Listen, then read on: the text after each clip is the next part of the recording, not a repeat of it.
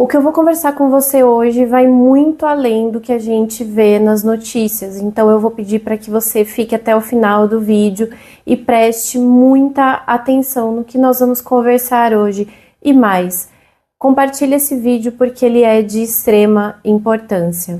Primeiro eu quero que você imagine uma cena, uma mulher acuada em um canto de um elevador, um homem 3 vezes maior desfere não um, não 2, mas 60 golpes no rosto dela. 60. O suficiente para transformar um ser humano irreconhecível. Isso aconteceu, não num filme, não num passado distante, mas recentemente aqui no Brasil. E a pergunta é, como nós chegamos a um ponto em que isso se torna quase que rotina? Os números não mentem. A cada 6 horas, uma mulher é aqui no Brasil, simplesmente por ser mulher. Esse dado não é uma estatística neutra, isso é um grito. Mas o problema é que, como sociedade, nós aprendemos a abafar esse grito. Nós criamos mecanismos de defesa coletiva para não sentir o peso do que significa viver num país onde o feminino ainda é um corpo descartável. E isso não começou ontem. É um problema estrutural de mentalidade, de cosmovisão.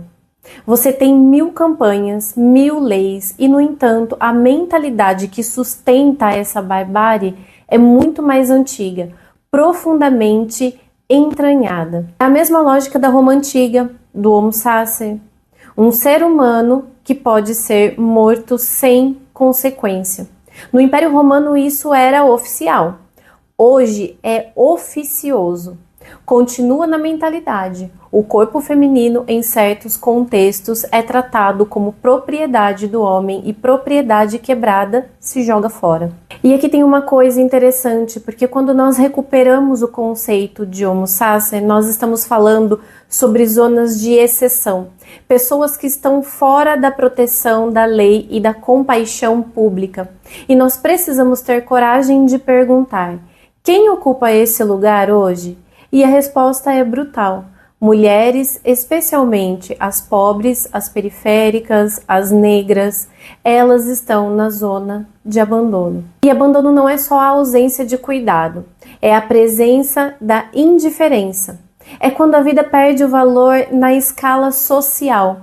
Mas aqui entra um ponto que choca ainda mais e que aconteceu nesse caso específico. Depois do crime, o número de mulheres que passaram a seguir o agressor nas redes sociais aumentou significativamente. Mais do que isso, ele recebeu cartas e mensagens na prisão de mulheres interessadas nele. Isso não é ficção, é fato.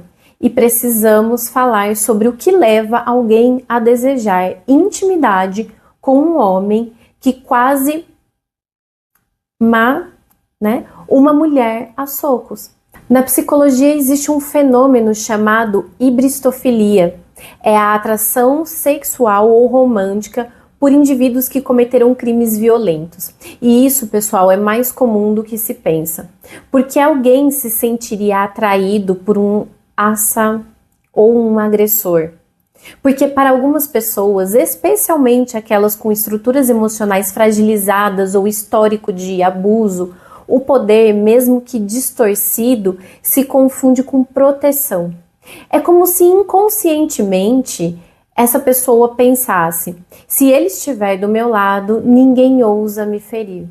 É uma inversão completa da realidade. Então, além de nós estarmos falando de um problema emocional, psíquico, isso também é um sintoma de um colapso moral. A cultura que nós temos hoje é incapaz de distinguir força de violência, liderança de tirania. Essa confusão é fabricada. É um fetiche pelo mal disfarçado de romance. É um fenômeno, gente, que se vocês pesquisarem, já se viu com serial killers recebendo cartas de amor na prisão, como o tal do Maníaco do Parque, por exemplo. Deem uma pesquisada nesse caso. Então isso não é uma loucura isolada, é uma doença cultural também. Quando alguém sente atração por um agressor, não é sobre o agressor, é sobre a história emocional dessa pessoa. Muitas vezes é uma repetição de padrões familiares de abuso, onde amor e violência estavam misturados. O cérebro cria associações erradas, perigo como excitação, tensão como intimidade e o pior, a mídia e as redes sociais amplificam isso. Seguir o agressor vira para algumas pessoas um ato de pertencimento a uma narrativa distorcida. E aqui nós voltamos em um ponto central. Se uma sociedade transforma um criminoso violento em celebridade digital, isso é um sintoma da mesma doença que permite que crimes como esse continuem acontecendo. Porque no fundo, nós não apenas toleramos a violência, nós a consumimos. Nós a transformamos em espetáculo, e espetáculo é combustível para a repetição. Se você acha que isso é só um detalhe excêntrico, você está enganada ou enganado. É uma engrenagem de manutenção da barbárie. Enquanto houver aplausos, mesmo disfarçados de curiosidade, haverá palco para o mal. E a questão que eu trago para você aqui agora é: quem vai romper essa lógica?